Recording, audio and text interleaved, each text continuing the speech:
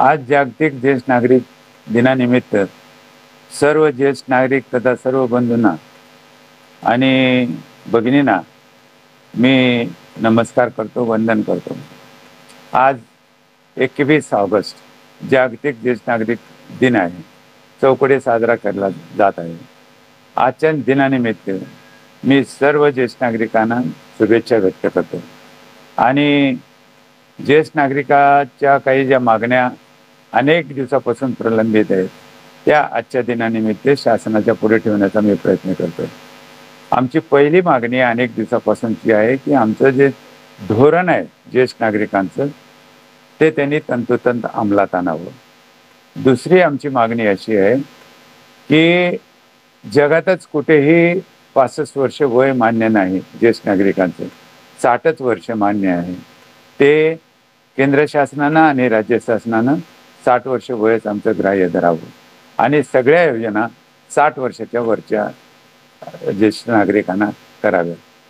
आमची तिसरी मागणी अशी आहे की प्रत्येक कुटुंबामध्ये, प्रत्येक घरामध्ये 1 ते 4 ज्येष्ठ नागरिक आहेत आणि एकूण जनसंख्येच्या 18% आमची ज्येष्ठ नागरिकांची संख्या आहे।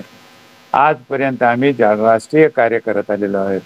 खऱ्या अर्थानं माझं असं मत आहे की ज्येष्ठ नागरिक हे आत्ता सध्याच्या राष्ट्राच्या निर्मितीचे खरे शिल्पकार आहेत आणि म्हणून हे केंद्र शासनाने आणि राज्य शासनाने आजच्या दिनी हे केंद्र शासनाने राष्ट्रीय संपत्ती म्हणून घोषित करावी आणि राज्य शासनाने सुद्धा राज्य शासनाची हे राज्याची संपत्ती म्हणून घोषित करावी। माझी 5वी मागणी अशी आहे की तुम्ही आजपर्यंत जे जे काही कायदे केलेले आहेत, शासनाने पारित केलेले कायदे, जसे की 2007चा कायदा पारित केलेला आहे, 2010चे नियम पारित केलेले आहेत आणि 2013चा कायदा पारित केलेला आहे, पण हा तंतोतंत अंमलात आणला जात नाही आणि त्याच्यामुळं आज जे घरामध्ये, कुटुंबामध्ये तथा बाहेर जे अत्याचार होत आहेत, ज्येष्ठ नागरिकावर अन्याय होत आहेत, ते सगळेच्या सगळे अन्याय बंद होतील जर हे तंतोतंत पाळण्यात आलं तर। 2007चा कायदा, 2010चे नियम आणि 2013चा कायदा जर तंतोतंत पाळण्यात आला तर ज्येष्ठ नागरिकावरचे अत्याचार, अन्याय, पिळवणूक हे सगळे बंद होऊन जाते। आणि माझी 6वी आमची मागणी अशी आहे की त्यांचं कुटुंबामधलं स्थान ते जर आपण हे धरलं तर माझं असं स्पष्ट शासनाला मागणी आहे की त्यांनी आमचे हे कर्तव्य आजपर्यंत केलेलं आणि आमचं समर्पण राष्ट्राला हे त्यांनी लक्षात घेऊन ज्येष्ठ नागरिकापैकी 1 महिला आणि 1 पुरुष, एक म्हणजे विधान परिषदेवर आणि राज्यसभेवर 1 व्यक्ती आमचा त्यांनी घ्यावा अशी तरतूद करावी आणि आमच्या मागणीप्रमाणे आर्थिक धोरणामध्ये, आर्थिक संकल्पामध्ये ज्येष्ठ नागरिकांची जी मागणी आहे, महिन्याला 3,500 रुपये मानधन द्यावं।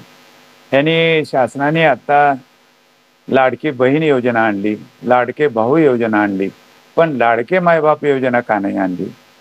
तर त्यांनी आजच्या दिनी हे मला त्यांना नम्र विनंती करायची आहे शासनाला, केंद्र शासनाला आणि राज्य शासनाला की त्यांनी आजच्या दिनानिमित्त ज्येष्ठ नागरिक मायबाप